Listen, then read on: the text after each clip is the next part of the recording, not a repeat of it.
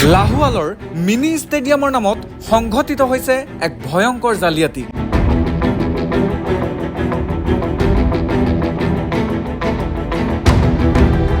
50% কামো নিখুঁতভাৱে সম্পূৰ্ণ নহল ৰাজ্য চৰকাৰৰ সপোনৰ ক্ৰীড়া প্ৰকল্প।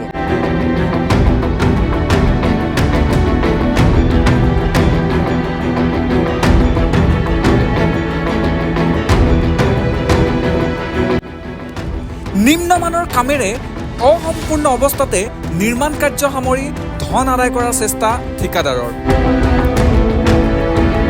লাহোৱাল ক্ৰীড়া সন্থাই সংবাদমেল অনুষ্ঠিত কৰি উত্থাপন কৰিছে এই গুৰুতৰ অভিযোগ। দৰাচলতে অসম চৰকাৰৰ ক্ৰীড়া আঁচনিৰ অধীনত 12,32,54,000 টকাৰ ব্যয়েৰে নিৰ্মাণ হোৱা লাহোৱালৰ এই মিনি ষ্টেডিয়ামটো অসম্পূৰ্ণ অৱস্থাতেই জিলা ক্ৰীড়া বিষয়াৰ কাৰ্যালয়ক হস্তান্তৰ কৰাৰ চেষ্টা চলাইছিল। জানিব পৰা মতে 2023 চনৰ পৰা চন্দন গগৈ নামৰ এজন ঠিকাদাৰে নিৰ্মাণ কৰি আছিল এই ষ্টেডিয়ামটো। কিন্তু ষ্টেডিয়ামটো সম্পূৰ্ণ নোহোৱাৰ পূৰ্বেই নিম্নমানৰ কামেৰে গতাব বিচাৰিছিল ক্ৰীড়া বিষয়াৰ কাৰ্যালয়ক। অৱশ্যে লাহোৱাল ক্ৰীড়া সন্থাৰ প্ৰতিবাদত বিফল হয় এই হস্তান্তৰ প্ৰক্ৰিয়া। ইফালে ষ্টেডিয়ামটোত টাইলছ, ফল ceiling, wall putting, fencing, exit পথ, ফ্লাড লাইট, ষ্ট্ৰীট লাইট, দৰ্জা খিৰিকী আৰু পানী যোগানকে ধৰি বিভিন্ন শিতানত ব্যাপক অনিয়ম সংঘটিত কৰি চৰকাৰী ধন আত্মসাৎ কৰাৰ অভিযোগ তুলিছে ক্ৰীড়া সন্থাই।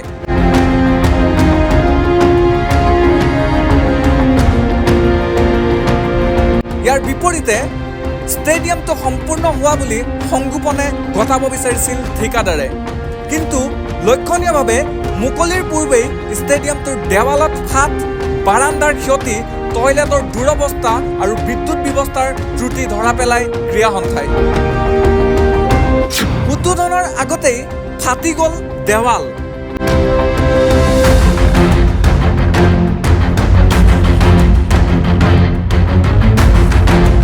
এনে পৰিস্থিতিত সমগ্ৰ প্ৰকল্পটোৰ ওপৰত এক উচ্চস্তৰীয় তদন্তৰ দাবী জনাইছে লাহোৱাল ক্ৰীড়া সন্থাই। বিচাৰিছে মুখ্যমন্ত্ৰীৰ হস্তক্ষেপ। ঠিকাদাৰৰ লগতে ডিব্ৰুগড় লোক নিৰ্মাণ বিভাগৰ অভিযন্তাসকলৰ ভূমিকাও তদন্তৰ আওতালৈ আনিবলৈ দাবী জনাইছে ক্ৰীড়া সন্থাই। গ্ৰাম্য ক্ৰীড়াক উৎসাহিত কৰাৰ লক্ষ্যৰে নিৰ্মাণ কৰা ৰাজ্য চৰকাৰৰ এই সপোনৰ প্ৰকল্পৰ সৈতে এনে লৰা ধেমালি কৰাক লৈ ক্ষোভিত হৈ পৰিছে সচেতন মহল। হাজাৰ হাজাৰ খেলুৱৈৰ ভৱিষ্যতৰ সৈতে খেলা কৰা এইসকল দুৰ্নীতিগ্ৰস্তৰ বিৰুদ্ধে কঠোৰ ব্যৱস্থা গ্ৰহণৰ দাবী জনাইছে।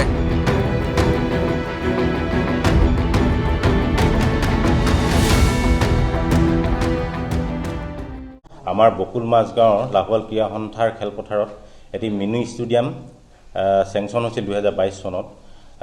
কাম আৰম্ভ কৰা হৈছিল 22 চনৰ শেষলৈ আৰু ইয়াৰ পিছতে আমি ইয়াৰ যিবিলাক কাম হৈছে ইয়াৰ গুণগত মানদণ্ড আৰু ইয়াৰ ওপৰত সম্পূৰ্ণ যিসকল ইঞ্জিনিয়াৰ আছে তেখেতলোকে অৱহেলা কৰা আমি দেখিবলৈ পাইছোঁ। আৰু বিশেষকৈ যিজন ঠিকাদাৰ চন্দন গগৈ তেখেতে যথেষ্ট ইয়াত দুৰ্নীতি অভিযোগ আমি কৰিছোঁ আৰু তেখেতে এই কামখিনি কৰাৰ ক্ষেত্ৰত খুব চতুৰতাই ইয়ালৈ আবণ্টিত ধন সৰকোৱাৰ আমি কিছু তথ্য পাইছোঁ। এখন এষ্টিমেট, এখন ৰিভাইজ এষ্টিমেট যিখন এক্সিকিউটিভ ইঞ্জিনিয়াৰ অফিচৰ পৰা আমি 2023 চনত কালেক্ট কৰিছিলোঁ। এইখনত আমি ৰিভাইজ এষ্টিমেটত যিবিলাক বস্তু আছিলে, আইটেম ৱাইজ যিসকল বিল অফ কুৱেণ্টিটি BOQ আছিলে, তাৰ পৰা বহুত বস্তু লুপ্ত হৈ গ'ল। কেনেকৈ লুপ্ত হ'ল, আমি মাজতে যোৱা 2 তাৰিখে এখন ইয়াতে ইনস্পেকশ্যনত আহিছিল, DSO ডিষ্ট্ৰিক্ট স্পৰ্টছ অফিচাৰ আহিছিল, MLA আহিছিল আৰু যিসকল সংশ্লিষ্ট অভিযন্তা আছিল তেখেতলোকো আহিছিল। আমি তেতিয়া লাহোৱাল ক্ৰীড়া সন্থাই তেতিয়া এই কথাখিনি অৱগত কৰিছিলোঁ যে ইয়াত থকা এই বস্তুবিলাক কেনেকৈ নাইকিয়া হৈ গ'ল। তেখেতলোকে জনাইছে, তেতিয়া কৈছে যে পাইলিঙৰ কামৰ কাৰণে আমি কিছুমান কাম আমি ইয়াৰ পৰা বাদ দিবলগীয়া হ'ল। কিন্তু ইয়াত স্পষ্টকৈ লিখা আছে, ইয়াত যিখন ৰিভাইজ এষ্টিমেট বনিছিল ইয়াত অলৰেডি পাইলিঙৰ কাৰণে এটা এমাউণ্ট ধৰি দিয়া হৈছিল আৰু সেই এষ্টিমেটৰ অনুসৰি বাকী কোনো বস্তু ইয়াত লুপ্ত হোৱা নকৰিবৰ কাৰণে ইয়াতো এটা ৰিপৰ্ট অলৰেডি গাঁঠি দিয়া হৈছে। মই ৰিপৰ্টটো আপোনালোকক দেখাই দিছোঁ।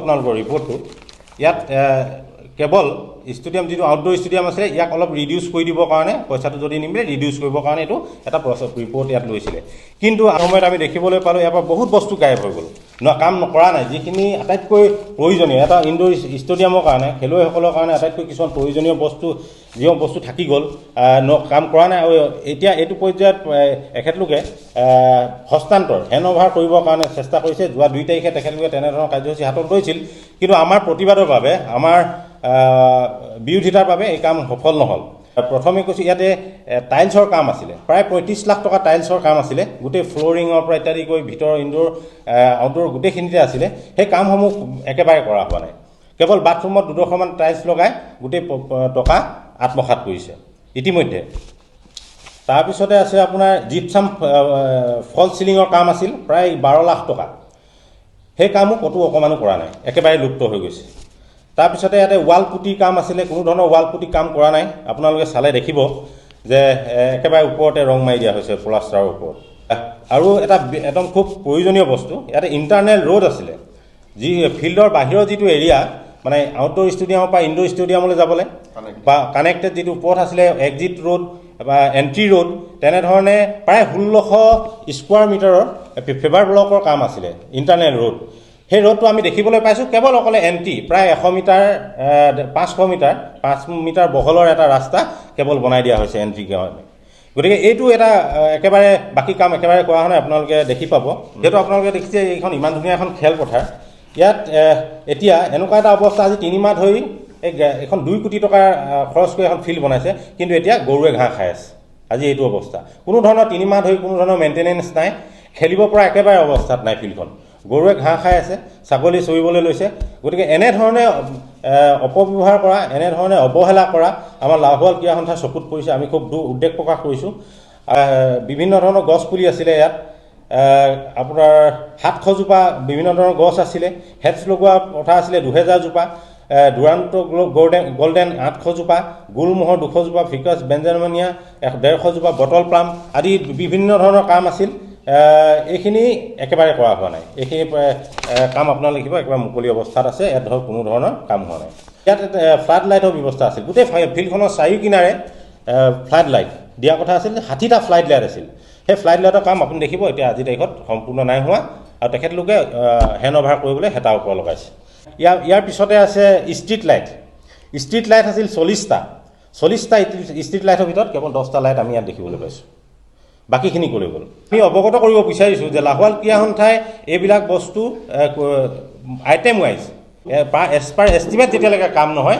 আমি তেতিয়ালৈকে ইয়াত হেণ্ডঅভাৰ কৰিবলৈ আমি লাহোৱাল ক্ৰীড়া সন্থাই নিদিওঁ যিটো জিম বনাইছে জিমটো মানে এটা বাথৰুমৰ সমান তেনেকুৱা বাথৰুমবিলাক আপোনালোকে চাব পাৰে একেবাৰে ল' গ্ৰেডৰ দৰ্জা খিৰিকী একেবাৰে মানে নিম্ন মানদণ্ডৰ কাম কৰিছে আৰু আপোনালোকে ফ্ল'ৰবিলাকো চাওক ফ্ল'ৰবিলাক একদম ফাটি গৈছে এতিয়া ফাট মেলিলেই এতিয়া হেণ্ডঅভাৰ কৰাই নাই এতিয়া ডাঙৰ ফাট মেলিলে খোজকাঢ়িলে যিটো শব্দ কৰে কিছুদিনৰ পিছত যে ভাগি পৰিব সেইটো একেবাৰে 100% আৰু আমাক যি ধৰণে এই ষ্টেডিয়ামটো প্লেন এষ্টিমেট কৰা হৈছিলে আমাক একেবাৰে সঠিক সেই ধৰণে আমাক হেণ্ডঅভাৰ কৰিব লাগিব বা কোনে হেণ্ডঅভাৰ যোনেই লওক ডিষ্ট্ৰিক্ট স্পৰ্ট ক্ৰীড়া বিভাগেই নলওক বা যোনেই নলওক এইটো কিন্তু আমি খাটাং কৰি দিছোঁ এয়া যিহেতু ৰাজহুৱা সম্পত্তি ৰাজহুৱা জনস্বাৰ্থ জড়িত হৈ আছে গতিকে এই ক্ষেত্ৰত আমি কম্প্ৰমাইজ নকৰোঁ এটা নতুন বিল্ডিং নিৰ্মাণ কৰিলে তাত অগ্নি নিৰ্বাপনৰ যিটো ব্যৱস্থা থাকিব লাগে আজিকালি আধুনিক যুগত ইয়াত অগ্নি নিৰ্বাপনৰ ব্যৱস্থা কৰা হোৱা নাই ইয়াত থকা ধৰণে যদি কামসমূহ সম্পন্ন কৰা নহয় তেতিয়াহ'লে আমি পৰৱৰ্তী পৰ্যায়ত আমি আদালতৰ কাষ চাপিবলৈ প্ৰস্তুতি চলাম গতিকে এই কথাখিনি আপোনালোকক অৱগত কৰিছোঁ আৰু ইয়াৰ পিছতে ইয়াত প্ৰায় মুঠ পৰিমাণ আছিল 12,32,54,000 টকা ইয়াতে যি হ'ল স্পৰ্টছ ইকুইপমেণ্টছ আছিলে খেলা ধূলাৰ সামগ্ৰী আৰু ফাৰ্নিচাৰৰ ব্যৱস্থা আছিলে এইবিলাকো কোনো ধৰণৰ ইয়াত দেখিবলৈ পোৱা নাই আমি এটাও ফাৰ্নিচাৰ ইয়াত নাই কিছুদিনৰ পূৰ্বে CM ফাণ্ডৰ পৰা কিছু টকা দিছিল আৰ্ট ফিলিঙৰ কাৰণে আজি 10 বছৰৰ পূৰ্বে আমি গোটেই ফিল্ডখন আৰ্ট ফিলিং কৰি ৰখা হৈছিল সেই আৰ্ট ফিলিঙৰ মাটিখিনিয়ে তেখেতলোকে ব্যৱহাৰ কৰি ইয়াত কাম কৰিলে আপোনালোকে পিছফালে যিটো ফিল্ডৰ বেক চাইড আছে দক্ষিণ চাইড পৰিব হয়তো দক্ষিণ চাইডে আপোনালোকে চাব গোটেই দ কৰি পেলালে গোটেই পুখুৰী কৰি গোটেই মাটিখিনি ফিল্ডত ব্যৱহাৰ কৰিছে প্ৰায় 12-13 লাখ টকা ফিল্ডত অকলে মাটি ভৰাবৰ কাৰণে তেখেতলোকক দিয়া হৈছিল সেই কাম তেখেতলোকে কৰা নাই গতিকে এনেধৰণে দুৰ্নীতি কৰি যদি ভাবিছে লাহোৱাল ক্ৰীড়া সন্থাৰ ফিল্ডখন এনেদৰে এই নতুন নৱনিৰ্মিত আমাৰ ষ্টেডিয়াম এনেদৰে দুৰ্নীতি কৰি যদি পলাম বুলি ভাবিছে, আঁতৰি যাম বুলি হেৰি কৰিম বুলি ভাবিছে, ৰাইজক ঠগিম বুলি ভাবিছে, সেয়া সম্ভৱ হ'বলৈ আমি নিদিওঁ। এই কথা একেবাৰে আমি স্পষ্ট কৰি দিছোঁ। যি ইৰিগেশ্যনৰ ব্যৱস্থা আছিল, যিটো টেংকি বনাইছে 50,000 লিটাৰ টেংকি বনাইছোঁ বুলি তেখেতলোকে কৈছে, তাত আমি দেখিছোঁ পানীটো নৰখে, তাত পানী নৰখে। তো তেনেকুৱা ধৰণৰ টেংকি বনাই যদি ইয়াত পানী অকলে দিয়া ব্যৱস্থাটো দেখাই থৈ যায়, পিছত আমাৰ কেনেকৈ চলাব, কেনেধৰণে চলাব? ফিফা এপ্ৰুভ গ'ল পোষ্ট ইয়াত পুতিব দিছিল। আপোনালোকে চাব, এইটো যিটো এই আগৰ দিনৰ নৰ্মেল এটা গ'ল পোষ্ট পুতি তেখেতলোকে প্ৰায় 2,25,000 টকা ইয়াৰ পৰা আত্মসাৎ কৰিছে।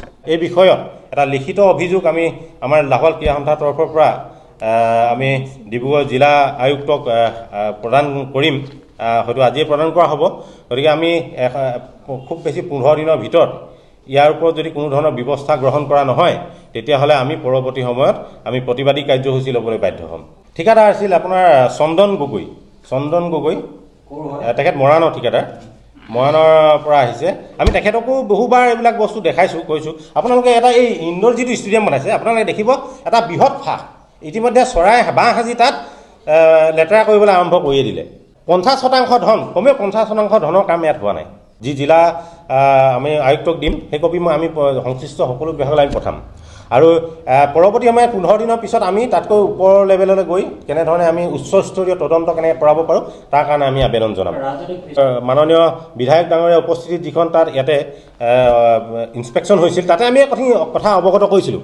তেখেতে তেতিয়াই যিসকল অভিযন্তা আছিল, ইয়াৰ ইনচাৰ্জ যিজন আছিল অভিযন্তা, তেখেতক জনাই গ'ল যে ৰাইজে বিচৰা ধৰণে আমাক গোটেই বস্তুখিনি দেখাই দিব লাগিব। 1 সপ্তাহ 10 দিন সময় বিচাৰিছিলে, কিন্তু আজি 1 সপ্তাহ পাৰ হ'ল, তেখেতলোকে কোনো ধৰণৰ আমাক তেনেকুৱা ধৰণৰ যোগাযোগ কৰা নাই আৰু দেখুৱাবলৈও চেষ্টা কৰা নাই। আপোনালোকে এতিয়া কেমেৰা লৈ তাত চাব যে ইয়াত ছেটবিলাক ইয়াত দিয়া হোৱা নাই, এইবিলাক দিয়া হোৱা নাই। এই প্লেন এষ্টিমেটৰ কাম কৰা নাই, কোনো ধৰণৰ ফ'ল' কৰা নাই, নিজৰ মতে কৰিছে। কেৱল ফটো খাটৰ ওপৰত ৰং সানি কিনি নাইকিয়া কৰি দিছে, তেনেকুৱা ধৰণৰ কাম কৰিছে। ইয়াত এখন আপুনি দেখিব ৰেম্প যিটো বনাইছে, ল'ৰা ছোৱালী উঠি যোৱা ৰেম্পটো বনাইছে, ৰেম্পটো পলিচ কৰি দিছে, চিমেণ্টৰ পলিচ কৰি দিছে। তাত এণ্টি শ্লিপ হোৱা টাইলছ লগাব লাগে হিচাপ কৰে। যিবোৰ টাইলছ আছিলে তেনেকুৱা ধৰণৰ কোনো তাত এণ্টি শ্লিপৰ টাইলছ লগোৱা হোৱা নাই। তেতিয়াহে হেণ্ডঅভাৰ কৰিব পাৰিব, যেতিয়া এই সকলো বস্তু আমাক ৰাইজক দেখাই দিব পাৰিব। আপোনাৰ সপোনৰ ঘৰখনক আধুনিক, নান্দনিক আৰু আকৰ্ষণীয় ৰূপ দিব বিচাৰিছে নেকি? তেন্তে আপোনাৰ বাবে সুখবৰ।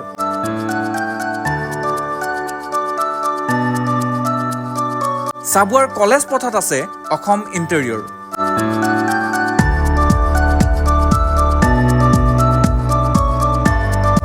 য'ত একেটা ঠাইতে পাব ঘৰ নিৰ্মাণ আৰু ইণ্টেৰিয়ৰ সজ্জাৰ প্ৰায় সকলো সামগ্ৰী।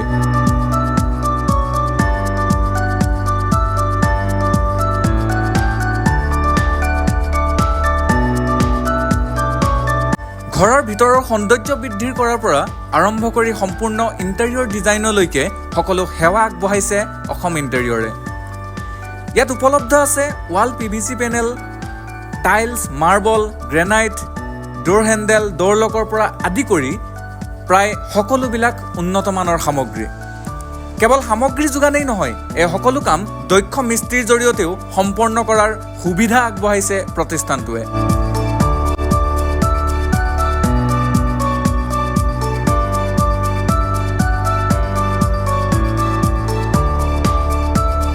সেয়েহে আপোনাৰ ঘৰখনক নতুন ৰূপ দিব বিচাৰিলে আজিয়েই যোগাযোগ কৰক চাবুৱাৰ কলেজ পথৰ বন্ধন বেংকৰ কাষতে লাগি থকা অসম ইণ্টেৰিয়ৰৰ সৈতে।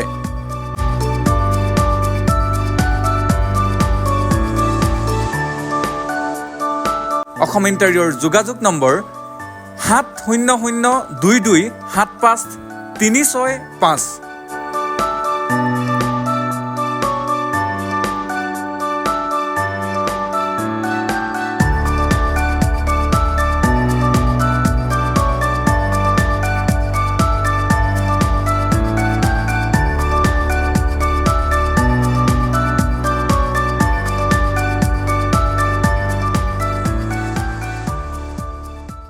এইটোৱে ক'ব বিচাৰিছোঁ যে ৰাজ্য সকলে আহক, ইয়াত আহি মেলি চাই মেলি যোৱা, কোৱালিটি, ৰেট এইবিলাক চাই লওকগে। আমি তিনিচুকীয়া প্ৰাইজতে দি আছোঁ, তিনিচুকীয়াৰ পৰা বেছি এইবিলাক নাই।